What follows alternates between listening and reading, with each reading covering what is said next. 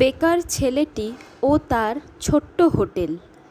রাজু ছিল গ্রামের এক সাধারণ ছেলে।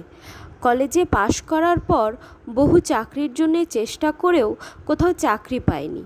চারিদিকে মানুষ বলতে লাগলো, রাজু তো কিছুই করতে পারবে না। কিন্তু রাজু হাল ছাড়েনি।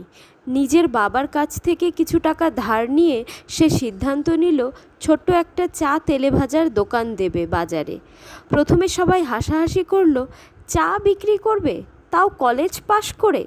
কিন্তু রাজু বলল, কাজ ছোট বড় নয়, মন দিয়ে করলে তাও বড় হয়। প্রথম দিনে মাত্র 4 থেকে 5 জন লোক আসতো, কিন্তু রাজু এমনভাবে হাসি মুখে গরম গরম তেলে ভাজা চা আর ডিম টোস্ট দিত যে লোকেরা আস্তে আস্তে ভালোবাসা শুরু করলো ওর দোকানকে। সে দোকানের নাম দিল মন ভোলা হোটেল।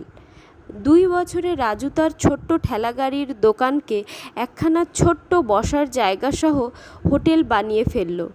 এখন সেখানে পাওয়া যায় গরম লুচি তরকারি, চা বিস্কুট, দুপুরে ভাত মাছ মাংস, এমনকি কাস্টমারদের ভালোবাসায় সপ্তাহে একদিন স্পেশাল বিরিয়ানি।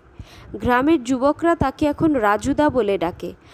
রাজু এখন 5 জন ছেলেকে চাকরি দিয়েছে তার হোটেলে, যারা একসময় তার মতোই বেকার ছিল। রাজু বলে, চেষ্টা করলে জীবনে কিছুই অসম্ভব নয়।